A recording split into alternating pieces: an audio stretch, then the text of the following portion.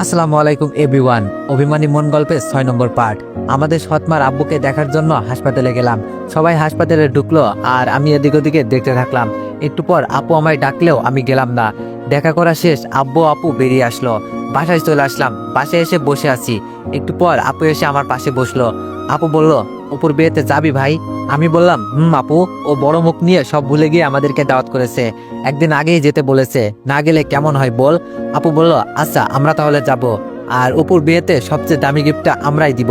আমি বললাম, আচ্ছা ঠিক আছে। মনে মনে ভাবছি আমিও তো সেটাই চাই। গিফটটা মিতু ও তার ভাই দেখবে আর জ্বলে পুড়ে মরবে। হঠাৎই ফোনটা বেজে উঠলো। হাতে নিয়েই দেখি অনু ফোন করেছে। অনু বলল, কেমন আছো? আমরা মিতুর বিয়ে শপিং করতে যাচ্ছি, তুমি আসবে? আমি বললাম, না অনু, যাও তোমরা। আচ্ছা বলেই অনু ফোনটা রেখে দিল। আপু বলল, একটা কথা বলবো ভাই? আমি বললাম, বল। অনু মনে হয় তোকে অনেক ভালোবাসে, তুই ওর ভালোবাসার অমর্যাদা করিস না। আমি বললাম, কি বলিস আপু? ওর সাথে কি আমার যাই? আরো অনেকটা পথ পাড়ি দিতে হবে আমাদেরকে, তারপর না হয় অনুর সাথে আমাদের যাবে। আপু বলল, ভাই দেখিস যাই কি যায় না তা ভেবে যেন অনুকে হারিয়ে বসিস না আবার। ও অনেক মিষ্টি একটা মেয়ে, এত বড় ফ্যামিলির মেয়ে হয়েও আমাদের সাথে মিশে। আমি বললাম, আপু বাদ দে না, এবার বল অপুর বিয়েতে কি গিফট দেওয়া যায়? আপু বলল, ভাই আমরা একটা স্বর্ণের আংটি দিব অপুকে, কেমন হবে বল? আমি বললাম, আপু তুই কি বললি? স্বর্ণের আংটি তো অনেক মূল্যবান হবে। আপু বলল, হোক, তাতে কি, আমরা এটাই দিব। কালকে অপুর বিয়ে, অপু বারবার ফোন করে আমাদেরকে আজই যেতে বলেছে, তাই আমরা রাজি হয়ে বললাম, আচ্ছা তাহলে আমরা আজই সবাই আসছি। আমরা আংটি অর্ডার করে রেখেছিলাম। আমি গহনার দোকানে আংটি আনতে গিয়ে দাঁড়িয়ে আছি। একটু পর মিতুর ভাই মিতুকে নিয়ে ওই একই দোকানে হাজির হলেন। আমি আংটির জন্য 25,000 টাকা বার করে দিতে দোকানদার আরো 1,000 টাকা চেয়ে বসলো, যা অর্ডারের চেয়েও বেশি। দোকানদার বলল, স্যার আংটিটার জন্য আরো 1,000 টাকা দিন না প্লিজ, নয়তোবা আমাদের লস হয়ে যাবে, প্লিজ স্যার। আমি বললাম, আরে প্লিজ বলার কি আছে, এই নিন টাকা। আমি টাকা দিতে দোকানদার অনেক খুশি হয়ে গেলেন। আংটিটা নিয়ে মাথু সাহেবের দিকে একটু ঘুরে তাকিয়ে চলে আসলাম। হয়তোবা উনিও মিতু সহ কিছুটা অবাক হয়ে গেলেন। বাসায় এসে দেখি আপু রেডি হয়ে গেছেন। আপুকে আংটিটা দিয়ে জানতে চাইলাম, আব্বু কোথায়, উনি যাবেন না? আপু বলল, ভাই আব্বু যাবেন না, আব্বু আমাদের দুজনকে যেতে বলল। আমি বললাম, আচ্ছা আপু, আমি তাহলে রেডি হয়ে আসি। আমি রেডি হয়ে গেলাম। আপুকে নিয়ে একটা ভাড়ায় চালিত গাড়িতে উঠলাম, কেননা আমি এবং আপু দুজনেই এখনো আমাদের গাড়িটা ড্রাইভিং করতে পারি না, মানে এখনো শিখি নাই আর কি। অপুর বাসায় পৌঁছেই দেখি পুরো বাড়িতে মানুষে ভরা। অপু আর আমি সন্ধ্যা হলে দাঁড়িয়ে গল্প করছি। একটু পর অনুসহ কয়েকজন মেয়ে অপুকে হলুদ পরাতে আসলো। অপুর বাসায় অনু আমাকে দেখে কিছু একটা বলতে গিয়েও বলল না। ওরা হলুদ পরানো শেষে সবাই চলে গেল। পরের দিন বরযাত্রী সবাই বিয়ে বাড়ি যাওয়ার জন্য রেডি হয়ে গেল। আমরা সবাই চলে গেলাম বিয়ে বাড়িতে। বেশ ধুমধামে বিয়েটা দিচ্ছে দেখি মাসুদ সাহেব। বাসায় দরজার সামনে সবাইকে উনি একে একে নিমন্ত্রণ জানাচ্ছে। আমি আর আপু উনার সামনে দিয়ে ঢুকতে গেলেই উনি আমাদেরকে আটকে দিলেন। মাসুদ সাহেব বললেন, আমার বোনের বিয়েতে তোদেরকে দাওয়াত দিয়েছে কে? আমি তো তোদের আমার বোনের বিয়েতে কোনো কার্ড দিই নাই। ফকিরের মতো বিনা কার্ডে বিনা দাওয়াতে খেতে চলে এসেছিস নাকি তোরা? আমি আর আপু কিছু না বলে চুপ করে দাঁড়িয়ে থাকলাম। মাসুদ সাহেব গলা বাজিয়ে আমাদের বেশ কিছু কথা শোনাতে শুরু করে দিলেন। এমন চেঁচামেচি দেখে অনেক মানুষজন হাজির হয়ে গেল। আমি একজন মানুষকে বললাম, ভিতরে গিয়ে বরকে বলুন আবির নামের এক ছেলেকে বিয়ে বাড়িতে ঢুকতে দিচ্ছে না। লোকটি আমার কথা মতো বর অপুকে বলতে বাড়ির ভিতরে চলে গেল। কয়েক সেকেন্ডের মধ্যেই অপু এসে হাজির হয়ে গেল। অপু বলল, কি হয়েছে এখানে? আমি বললাম, অপু, এই অপমানের জন্যই কি তুই আমাদের তোর বিয়ের কার্ডটা দিয়েছিলি? এতগুলো মানুষের সামনে আমাদের ফকিরের সাথে তুলনা করে কতই না কথা শুনিয়ে দিল তোর ভাসুর। অপু বলল, আমি কি শুনছি এইসব? সত্যি কি আপনি এগুলো করেছেন? মাসুদ সাহেব বলল, না মানে আমি আসলে। অপু বলল, মানে কি?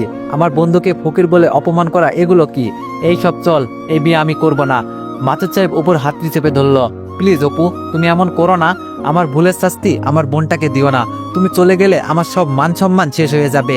অপু বলল, ওকে, আপনি সবার সামনে আমার বন্ধুর কাছে মাপ চেয়ে বলুন আমার ভুল হয়ে গিয়েছে, সরি। অপুর কথা মতো মাসুদ সাহেব আমাদের কাছে মাপ চেয়ে সরি বললেন। আমি বললাম, ইটস ওকে। মনে মনে বেশ খুশি হলাম। উনি যখন আমাদের অপমান করছিল আমরা কিসের জন্য চুপ করেছিলাম? শুধু এভাবে মাসুদ সাহেবের নামটা কাটবো বলে। বিয়ে বাড়িতে ঢুকতে অনুকে দেখে আমি কিছুটা টাস্কি খেয়ে গেলাম। এত সুন্দর করে সেজেছে যে আমি ওর দিকে তাকিয়ে চোখটা বুঝতেই পারছি না। অনু বলল, কি আবি সাহেব, এভাবে কি দেখছেন? আমি বললাম, না মানে কিছু না, তোমাকে বেশ সুন্দর দেখাচ্ছে সাজে। অনু বলল, ও আচ্ছা, সুন্দর দেখালে কি লাভ আর বলুন, যার জন্য সাজি সে তো আর সব বুঝে না। আমি কি বলবো বুঝছি না। অনু যে ইনডিরেক্টলি এভাবে কিছু বলবে ভাবতে পারি নাই। আচ্ছা আমি একটু ওই দিকটায় যাই বলে অনুর সামনে থেকে কেটে পড়লাম। কি ব্যাপার, আপুকে কোথায় দেখছি না কেন?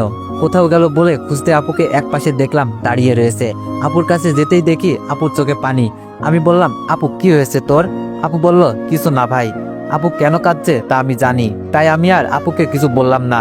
বিয়ে শেষ হয়ে গেল। পরের দিন সন্ধ্যায় আমি আর আপু বাসায় চলে আসলাম। আপু বলল, ভাই দেখছিস ওনার কি রাগ আমাদের উপর, কিভাবে না আমাদেরকে অপমানটা করলেন। আমি বললাম, আপু বাদ দে তো, উনিও তো কম অপমান হলেন না। আপু বলল, ভাই। 3 দিন পর আমি রুমে বসে থেকে পড়ছি, হঠাৎ আব্বু চিৎকার দিয়ে উঠলো। কি হয়েছে দেখতে বাইরে যেতে দেখি আব্বু আপুকে মাটি থেকে তুলছে। আমি দৌড়ে গিয়ে আব্বুর সাথে আপুকে মাটি থেকে তুললাম, গাড়িতে করে হাসপাতালে চলে আসলাম। ডাক্তার সাহেব আপুকে দেখে বললেন, বেশি চিন্তা ও মানসিক দিক দিয়ে উনি অনেকটা টেনশন করেছেন, তাই সেন্সলেস হয়ে গিয়েছেন। আব্বু বলল, ও আচ্ছা। ডাক্তার বললেন, আরেকটা খুশির খবর আছে, উনি মা হতে চলেছেন। আমি বললাম, হোয়াট, আপনি এগুলো কি বলছেন ডাক্তার? ডাক্তার বললেন, আমি ঠিকই বলছি। ডাক্তার সাহেব চলে গেলেন। আমি বললাম, আব্বু এখন কি হবে? আব্বু বলল, কি আর হবে, কিছুই না, আমি নানা হব আর তুই মামা হবি। আব্বু বেশ খুশির সাথেই হাসি মুখে বলল। একটু পর অনু ফোন করলে আমার ফোনটা বেজে উঠলো। ফোন রিসিভ করে আমি কথা বলতে বাইরে গেলাম। অনু বলল, আবির তুমি কোথায়, কিছু শুনছো কি? আমি বললাম, আমি হাসপাতালে। আর কি শুনবো, কি হয়েছে? অনু বলল, তুমি হাসপাতালে তাও জানো না? তুমি হাসপাতালে কি মিতুকে দেখতে গিয়েছো নাকি? আমি বললাম, না, আমি মিতুকে দেখতে যাব কেন? আপু অসুস্থ তাই হাসপাতালে নিয়ে এসেছি। অনু বলল, ও আচ্ছা, শোনো তাহলে, অপু নাকি মিতুকে অনেক মারধর করেছে, মিতুর নাকি খুব খারাপ অবস্থা। আমরা সব মিতুকে দেখতে আসছি এই হাসপাতালে, হাসপাতালের নাম বলে। আচ্ছা যাও বলে ফোনটা রেখে দিয়ে ভাবছি, আমরাও তো এই হাসপাতালে রয়েছি, মিতু কোন রুমে ভর্তি হয়েছে তাহলে, নাকি ওকে হাসপাতালে নিয়ে আসছে। আমি আপুর কাছে যেয়ে দেখি আপুর জ্ঞান ফিরেছে, উঠে বসে আছে। আমি বললাম, আপু তুই প্রেগনেন্ট, আমাদের বলতে পারিস নাই, তাহলে আমরা বাচ্চাটাকে নষ্ট করে ফেলতে পারতাম। আপু আমার গালে চর বসিয়ে দিয়ে বলল, পুরো গল্প আমার ইউটিউব চ্যানেলে পেয়ে যাবেন। ইউটিউব চ্যানেলের নাম ভয়েস অফ দীপ অফিসিয়াল। সি ভাই সি, তুই এমন একটা কথা বলবি আমি কখনো ভাবি নাই। আমার সন্তান কি অবৈধ যে আমি সন্তান নষ্ট করব? আমার সন্তানের বাবা রয়েছে, তার পিতৃ পরিচয় আছে, আমি কেন সন্তান নষ্ট করব? আর তোদের সাথে আমাকে রাখতে যদি তোদের কোনো সমস্যা থাকে তাহলে বলে দে, আমি একাই থাকবো। আমার সন্তানকে আমি একাই বাবা মায়ের আদর দিয়ে বড় করে তুলবো। বুঝলাম আমার কথায় আপু অনেক কষ্ট পেয়েছে, আমার এই কথাটা আপুকে বলা মোটেও ঠিক হয়নি, তাই বললাম, সরি আপু, আমায় মাফ করে দে প্লিজ, আমি আর এমন কথা কখনো বলবো না। আব্বু বলল, মা, ওরে মাফ করে দে, ও না বুঝেই কথাটা বলে ফেলেছে। ডাক্তার সাহেব এসে কিছু ওষুধের স্লিপ দিয়ে আমাদেরকে বললেন, এই ওষুধগুলো খাওয়াবেন আর ওনাকে একটু দেখে দেখে রাখবেন।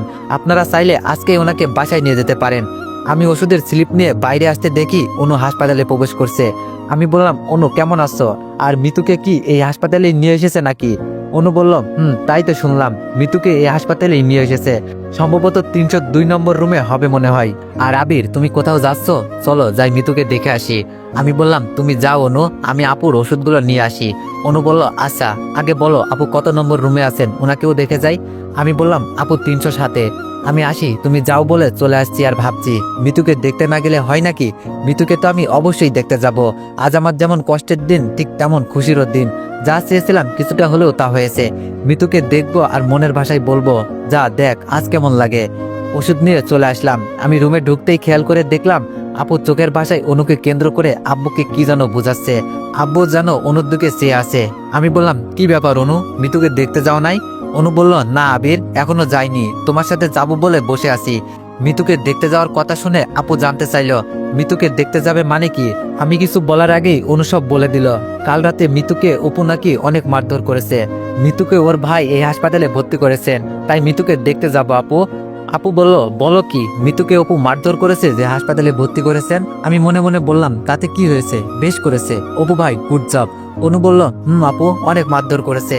আপু বলল, ও চলো তাহলে, তোমাদের সাথে আমিও যাব।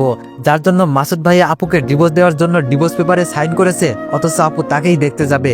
শুনে কিছুটা অবাক হলাম। আপু আসলে এতটা ক্ষমাশীল, আপুর মনটা অনেক সহনীয়। আমি বললাম, আপু তুই পরে দেখতে যাবি, এখন রেস্ট নে, তোর শরীরটা অসুস্থ। আমি আর অনু যাচ্ছি। আব্বু আপুকে দেখে রেখো বলে চলে আসলাম মিতুকে দেখতে। আপু আমাকে ও অনুকে যেতে দেখে আবারও আব্বুকে জানো ইশারায় কিছু একটা বলল। আব্বু আপু দুজনেই মুচকে হাসলো। যাক, চলে আসলাম মিতুকে দেখতে। বেডে মিতু ও মিতুর পাশে একজন নার্স দাঁড়িয়ে আছে। আমি এদিক সেদিক তাকিয়ে দেখলাম কোথাও আমার এক্স দুলাভাই আছে কিনা। না, কোথাও নেই দেখছি। যাক, তাহলে এবার যা দেখতে এসেছি তা ভালো করেই দেখা যাক। মিতুকে কতটা এবং কিভাবে মেরেছে দেখতে ব্যস্ত হয়ে গেলাম।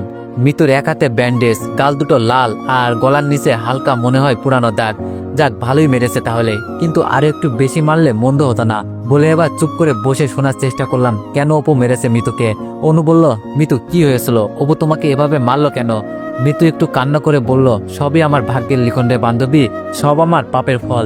যাক, তাহলে মিতু কিছুটা মানুষ হয়েছে। তবে একদিনের মায়েরই মিতু এতটা বুঝবে, বাহ ভালোই। একটু পর আমি উঠে অপারেশনের কিছু জিনিস দেখে নার্সকে বলতে লাগলাম, এটা কি ওটা কি। নার্স কিছুটা বিরক্ত হয়ে গেল। অনু আমাকে বলল, আবির তুমি এমন করছো কেন? আমি বললাম, না সবকিছু জানার কৌতূহল জেগেছে গো, তাই আর কি। একটু পর আপু আসলো, এসেই মিতুর পাশে বসে মিতুর মাথায় হাত বুলিয়ে সব জানতে চাইলো। মিতুর হাত চেপে ধরে কিছু বলতে যাবে কি মাসুদ ভাই চলে আসলেন। মাসুদ ভাই এসেই অনুকে বললেন, অনু তুমি থাকো, বাকিদের চলে যেতে বলো। মাসুদ ভাইয়ের কথা শুনে আমি আর আপু বের হয়ে আসলাম। আপুকে যেতে বলে আমি জানালায় কান পেতে রইলাম, কেননা মাসুদ সাহেবের হাতে আমি একটা কাগজ দেখেছি। কাগজটা আমি যা সন্দেহ করেছি তাই কিনা বোঝার জন্য আমি কান পেতে রইলাম। মাসুদ সাহেব বললেন, মিতু এই নে ডিভোর্স পেপার, অপু সাইন করে দিয়েছে, এবার তুই কর। আমি এবার জানালার পর্দা সরিয়ে দেখলাম, সত্যিই তো আমি যা ভেবেছি তাই। আহা, আমার যেন আজ বড়ই নাচতে ইচ্ছা করছে, তাই রে নাই রে। মিতু আজ কেমন লাগছে তোমার? এবার বুঝো, ইট মারলে পাটকেলটা অবশ্যই খেতে হয়।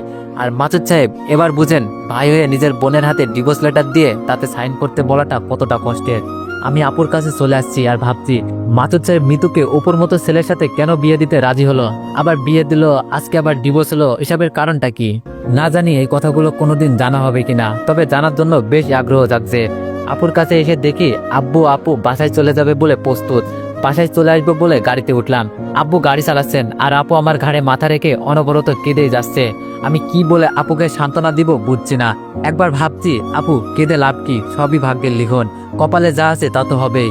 আর যে তোর আর আমার এত বড় ক্ষতিটা করেছে সেও তো আর সুখে নেই। তোর সাথে যেটা হয়েছে তার সাথে ওটাই হয়েছে, ঠিক পাপের সাজাটা পেয়েছে জানো। আপু চোখটা একটুখানি মুছে বলে বসলো, ভাই আমার মতো মৃত্যুর জীবনটাও নষ্ট হয়ে যাবে রে। আপুর কথা শুনে আমি মনে মনে বললাম, মৃত্যুর জীবনটা নষ্ট হয়ে যাবে মানে কি? অলরেডি নষ্ট হয়ে গিয়েছে তো। আপু বলল, ভাই দেখছিস উনি আজও আমাদের উপর কতটা রাগ করে আছে। আমাদের দেখে আমাদের সাথে কথা না বলে অনুকে দিয়ে আমাদের বেরিয়ে যেতে বললেন। আমি বললাম, আপু আপু আমার মনটা না একটা কথা বলছে, বলবো আপু? আপু বলল, বল ভাই। আপু তুই দেখিস, আমার যখন মিষ্টি একটা ভাগ্নি বা ভাগ্নে হবে তখন মাসুদ ভাই নিশ্চয়ই নিজ সন্তানের দিকে তাকিয়ে আবার তোকে মেনে নিবে। একসময় উনি সব ভুলে যাবে। আপু বলল, তাই যেন হয়, তবে আমার মনে হয় উনি আমায় মেনে নিবে না কখনো। আমি বললাম, নিবে আপু নিবে, উনার সন্তানের মুখের দিকে তাকিয়ে হলেও নিবে, একসময় উনি অবশ্যই মেনে নিবে। আমরা বাসায় পৌঁছে গেলাম। একটু ফ্রেশ হয়ে বসতেই অনু আমায় ফোন করে বলল, আবির একটা কথা বলবে, তোমাদের সাথে মাসুদ ভাই ও মিতুর কি হয়েছে? আমি বললাম, কিছু না তো। অনু বলল, কিছু না মানে? নিজের বউকে ও শালাবাবুকে উনি বার হয়ে যেতে বললেন কেন? আর আমি যখন বললাম লাবণ্য আপু মা হতে চলেছেন, তাহলে উনি কথা শুনিয়ে মন মরা হয়ে গেলেন কেন? আমি বললাম, তোমাকে সময় করে একদিন আমি সব বলবো, এখন তুমি একটা কথা বলো তো। অনু বলল, কি কথা?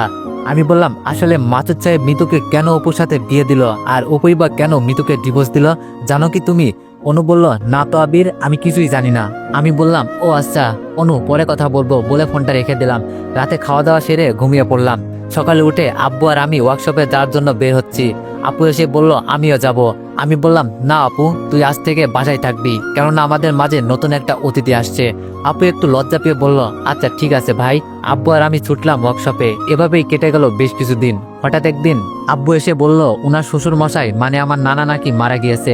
আব্বুর সাথে আমি যাব বলে বের হতে আপু এসে বলল, আপু নাকি যাবে। আমি বললাম, না আপু, তোর এই অবস্থায় ওখানে যাওয়াটা ঠিক হবে না, তুই বাসায় থাক। আপু বলল, না ভাই আমি যাব, উনি আমাদের নানা, একবার তো শেষ বেলায় বিদায়টা দিয়ে আসি। আমি বললাম, আচ্ছা আপু চল তাহলে। আব্বু গাড়ি স্টার্ট দিলে আপু আমি গাড়িতে উঠে বসলাম। ফোনটা বেজে উঠলো। কল রিসিভ করতেই অনু বলল, কাল থেকে তো কলেজ খুলবে, কলেজ আসবে না? আর প্রথম বর্ষে রেজাল্টও খুব তাড়াতাড়ি স্যারেরা দিয়ে দিবেন। আমি বললাম, না অনু, আমি কয়েকটা দিন কলেজে যাব না, পরে কথা হবে, গাড়িতে আসি বলে ফোনটা কেটে দিলাম। আমার সাথে এগুলো কি হতে শুরু করে দিল বুঝছি না। মনে হচ্ছে একদিক গড়ছে অন্যদিক ভাঙছে, ভাগ্যটা যেন আমার সাথে খেলা শুরু করে দিয়েছে। তবে হয়তো এই খেলাটা আমার সাথে নয়, বরং আমার চারপাশে মানুষদের উপরও হচ্ছে। এক বাসায় গেটের দিকে আব্বুর গাড়ির স্টিয়ারিংটা ঘোরালো, গেটের দারোয়ান নেই, মনে হয় মালিক মারা যাওয়ায় উনি ভিতরে গিয়েছেন। গাড়ি হতে আব্বু নামতে গেলে আমি আব্বুকে বলে উঠলাম, আব্বু তুমি বসো, আমি গিয়ে গেটটা খুলছি। আমি গাড়ি থেকে নেমে গেটটা খুলে সামনের দিকে ঠেলা দিতেই দেখি আমার নানার বাসা তো নাই, যেন রাজপ্রসাদ। আমি তাক লাগিয়ে চেয়ে থাকলাম। আব্বু সামনে দিয়ে গাড়ি নিয়ে যেতে আমার মনে হয় হুঁশটা ফিরল। আমি গাড়ির পেছন পেছন ধরে থাকলাম আর চারপাশটা দেখতে লাগলাম। বাসার ভিতরে ঢুকে দেখি একটা মরা বাড়িতে যতটা মানুষ থাকে তার তুলনায় অনেকটা কম। দুই একজন কান্না করছেন। আপু গিয়ে আমার সৎমার পাশে বসলো এবং কান্না জুড়ে দিল। কান্নার কি আছে, উনি তো আমাদের মানে আমাকেও আপুকে ইতিম করে দেওয়ার মূল কারিগর, ওনার মৃত্যুতে কান্নার কি আছে? আপু যেন একটু বেশি আবেগপ্রবণ। বাসায় 2জন দারোয়ান ও একজন কাজের মানুষ আমাকে এসে সব ব্যবস্থা মানে কাপড়ের কাপড়, কবর, জানাজা এগুলোর ব্যবস্থা করতে বলল। যাই হোক, উনি তো নানা, মারাই গেছেন, ওনার উপর রাগ খুব পুষে রেখে লাভ কি, তার চেয়ে ওনাকে মাফ করে দেওয়াই ভালো হবে। যাই, সব ব্যবস্থাটা করি। সব আয়োজন শেষের দিকে। এখন নানাকে বাসা থেকে খাটিয়াই করে বার করার পালা। আমরা যখন খাটিয়া নিয়ে বাসার ভিতরে গেলাম তখন যেন কান্নার ঢোল পড়ে গেল চারিদিকে। বুঝলাম আসলে একটা মানুষ মারা গেলেও বাসার ভিতরে যতক্ষণ থাকে ততক্ষণ যেন মনে হয় উনি বাসার আশেপাশেই হয়তো আছে, কিন্তু এই খাটিয়া যেন মানুষটাকে চিরজীবনের মতো বাসা হতে নিয়ে যাওয়ার জন্যই নিয়ে আসা হয়। এর জন্যই সবাই হয়তো এখন কান্নায় ফেটে পড়েছে।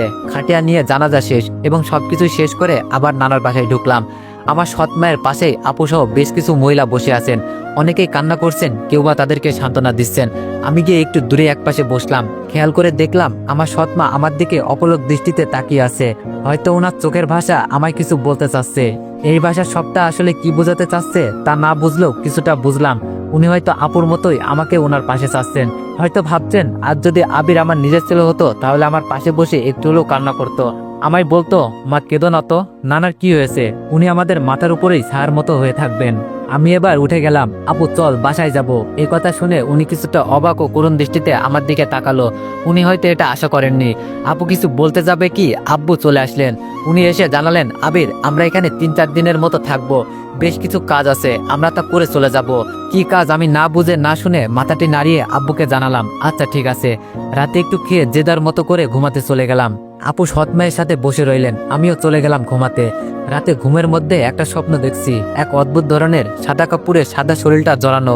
কেউ এসে বলছে আমার মেয়েটা এতিম, ওকে তোমরা মাফ করে দিও, সব দোষ আমার মেয়েটার কোনো দোষ নেই, দয়া করে ওকে তোমরা দেখে রেখো। এই সেই ব্যক্তি যে স্বপ্নের মধ্যে এসে এইসব বলছে, তার মুখটি স্পষ্ট দেখতে না পেলেও বুঝলাম এটা হয়তো আমার নানা। একটু পর আমার ঘুমটা ভেঙে গেল। বিছানায় উঠে বসলাম। ঘড়িতে তাকিয়ে দেখি ভোর 5টা বাজে। তো এভরিওয়ান, গল্পগুলো অনেক বড় করার চেষ্টা করছিলাম, বাট রোজাই থেকে গল্পগুলো বড় করতে পারতেছি না, অনেক কষ্ট হয়ে যাচ্ছে। তো আজকের জন্য এতটুকুই, কেউ কিছু মনে করেন না। আশা করি আস্তে আস্তে গল্পগুলো বড় হবে। ধন্যবাদ।